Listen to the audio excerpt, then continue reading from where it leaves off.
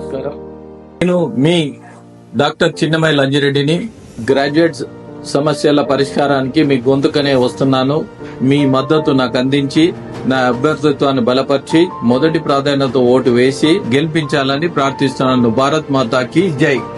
డబ్బు వెనకాతలు నిజంగా మీరు ఇది సరిపోదు, ఇంతకు మించి నాకు కావాలి, లేదంటే ఇది నాకు ఖచ్చితంగా కావాలి, ఆర్థికంగా ఈ స్థాయిలో నేను ఉండాలని ఎప్పుడు మీకు అనిపించలేదా సార్? ఎందుకు అనిపించదు? అనిపించింది. ఏమిటి మీకు కూడా అనిపిస్తుంది ఏంటి? అయినా చెప్తాను, చాలా విచిత్రంగా ఉంటుంది మీరు చెప్పుకుంటే. సార్ చాలా చిన్న వయసులో పాటల మీద ఇంట్రెస్ట్ వచ్చినప్పుడు మా ఇంట్లో రేడియో ఉండేది. రేడియో దశ దాటిన తర్వాత 2-in-1 అని అమ్మేవాళ్ళు. అంటే రేడియో ఉండేది, AM FM, రికార్డింగ్ కూడా ఉండేది. ఓహో, క్యాసెట్ ప్లే చేస్తూ రికార్డ్ చేసుకోవచ్చు. కరెక్ట్. మంచి పాటలను రికార్డ్ చేసుకోవచ్చు కదా, 2-in-1 కొనుక్కోవాలనుకునేవాడిని. నా దగ్గర డబ్బులు లేవు. అంటే అడిగితే అమ్మ నాన్న ఇచ్చేవాళ్ళేమో, అంత డబ్బు లేదు. కాకినాడ ఇంజనీరింగ్ కాలేజ్ చదువుతున్నప్పుడు కోరిక ఉండింది. అంటే నెల 400 పంపించేవాళ్ళు. ఆ రోజుల్లో 400 అంటే చాలా పెద్ద, చాలా ఎక్కువ. 400 కన్నా నాకు ఎక్కువ ఖర్చు ఉండేది. నేను జల్సాలు దర్జాలు కాదు, ఏదో పక్క పిల్లలకి కూడా పుస్తకాలు కొనివ్వడం, బట్టలు కొనివ్వడం ఏదో చేసేవాడిని. ఆ 400 చాలేదు కాదు. ఇదేమో 1350 రూపాయలు. అమ్మ, రేటు కూడా కనుక్కున్నా. ఒక 4 నెలలు కాకినాడలో ఇంజనీరింగ్ చదువుతున్నప్పుడు 1350 రూపాయలు అనేది పెద్ద మొత్తం. ఎందుకంటే మా కాలేజీ ఫీజే సంవత్సరానికి 3500. అంటే దాంట్లో ఇంచుమించుగా సగం దీన్ని దారిపోయాలంటే నాకు అట్టడగాలి, ఇంట్లో అడిగితే ఇవ్వరు. అయిపోయింది. జాబ్లో చేరాను. జాబ్లో చేరగానే వెంటనే కొనియాలి. జీతం రాదుగా వెంటనే. 1040 జీతం. ఒక నెల జీతం కన్నా ఎక్కువే ఇప్పుడు ఆ 2-in-1. ఒక 4 నెలలైనా కూడా నాకు తొలి జీతం రాగానే మా అమ్మకి గద్వాల చీర తీసుకొని వెళ్ళిపోయేవాడిని. 2వ నెల కూడా వెళ్ళాను, 3వ నెల కూడా వెళ్ళాను. గద్వాల చీర ఆ రోజులు 400 రూపాయలు. నాకు ఇటు సరిపోదు. 5వ నెల 6వ నెలలో నేను ఒక మిత్రుడిని అడిగి అప్పు తీసుకొని కొనుక్కున్నా. ఏమిటి, మీరు అప్పు కూడా చేశారే? 1350 రూపాయలు అప్పు చేసి. అంటే అప్పుడు అనిపించింది, డబ్బు చాలా ముఖ్యం కదా, మన చిన్న చిన్న కోరికలు తీర్చుకోవడానికి తప్పనిసరిగా డబ్బు కావాలి. ఈ జీతం చాలదు అని అనుకున్నా అప్పుడే.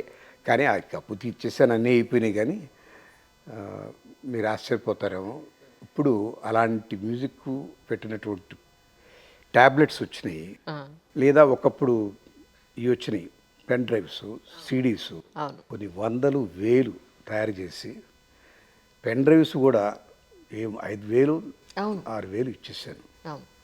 అంటే లోపల అంతర్గతంగా ఒకప్పుడు నేను ఫీల్ అయినటువంటి ఆ వెలితి ఇంతమందికి ఇచ్చి తీర్చుకున్నా. ఈ ట్యాబ్లెట్లు కూడా ఇంచుమించుగా 30-40 ఇచ్చుంటాను ఇప్పటికీ.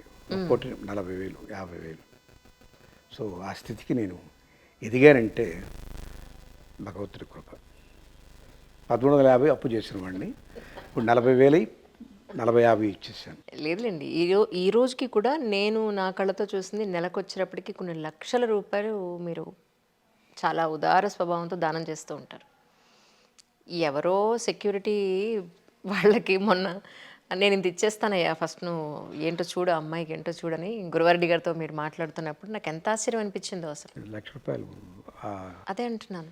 ఆపరేషన్ అయిందండి? సక్సెస్ అయింది ఆపరేషన్? సక్సెస్ఫుల్. నాకు ఎంత ఆశ్చర్యం అనిపించిందో. 30 ఏళ్ళు, 30+ ఉంది ఆవిడకి. బ్రెయిన్లో బ్లడ్ క్లాట్ ఏమిటి అసలు, బాబాయ్ చాలా దారుణం. అసలు మీకు సంబంధమే లేదు. అతను సహాయం చేయమని గురువారెడ్డి చెప్పన్నాడు. వేరే దగ్గర చూసుకున్నారు, అక్కడ 2.5 లక్ష, వీళ్ళ దగ్గర 4 లక్షలు. వీళ్ళు there are government hospitals, NIMS, అక్కడ డాక్టర్లు చాలా గొప్పగా ఉంటారు. అక్కడికి పోరు, భయం. ప్రభుత్వ ఆసుపత్రి అంటే మనకు వైద్యం సరిగా జరగదేమో అన్నటువంటి భయం. తెలంగాణలో కొన్ని పాటలు కూడా వచ్చినాయి, గద్దర్ రాసినవి. అది ప్రభుత్వ దవాఖానలో ప్రాణం తీస్తారు ఏదో. దీంతో భయపడిపోయి అందరూ కార్పొరేట్ హాస్పిటల్కే వెళుతున్నారు. కార్పొరేట్ హాస్పిటల్స్ ఇవాళ రేపు 5 స్టార్గా 7 స్టార్గా కడుతున్నారు. వాళ్ళు 50,000 రూపాయల వైద్యాన్ని 4 లక్షలు చేయాలి, తప్పదు. ఆ బిల్డింగ్సు, ఆ ఇన్ఫ్రాస్ట్రక్చరు, ఆ లాబీసు, ఆ దర్జా ఎక్కడి నుంచి వస్తాయి? వాళ్ళకి చాలదు, వాళ్ళకి వచ్చే జీతాలు చాలవు. ఏం చేస్తాం? కానీ గురువారెడ్డి గారిది ఫస్ట్ టైం మీ పరిచయం ఎక్కడండి? గురువారెడ్డి గారి మొట్టమొదటి పరిచయం మా హాసం పత్రిక బాగా నచ్చింది ఆయనకి. ఆ, ఎత్తుకుంటూ వచ్చాడు. ఉమ్, వచ్చిన రోజు మా ఇంట్లో రమణ, ముళ్ళపూడి రమణ, ఆహా, బాపు ఉన్నారు. ఆ, ఓ లడ్డులాగా దొరికాను ఆయనకి. నేను ఇక నాతో స్నేహం చేసాడు. ఆయనకి ఇష్టం కదా హాస్యం. అవును. బాలసుబ్రహ్మణ్యం కూడా నా పరిచయం చేయమన్నాడు. రా అన్నాడు. ఆ రకంగా రావడం మొదలెట్టాడు.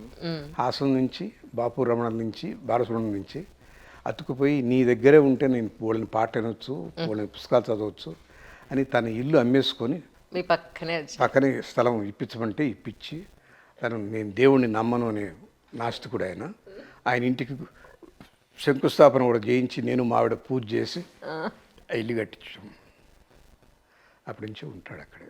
కానీ బావా బావా అంటూ, కానీ మీ ఇద్దరికి ఎంత కాంట్రాస్ట్ అంటే బ్లాక్ అండ్ వైట్ అన్నట్టు ఉంటారు. కృష్ణుడు అర్జునుడు అంతే. కృష్ణుడు నల్లగా ఉంటాడు, అర్జునుడు చాలా తెల్లగా ఉంటాడు. ఒకటి నరుడు, ఒకటి నారాయణుడు. నిజం.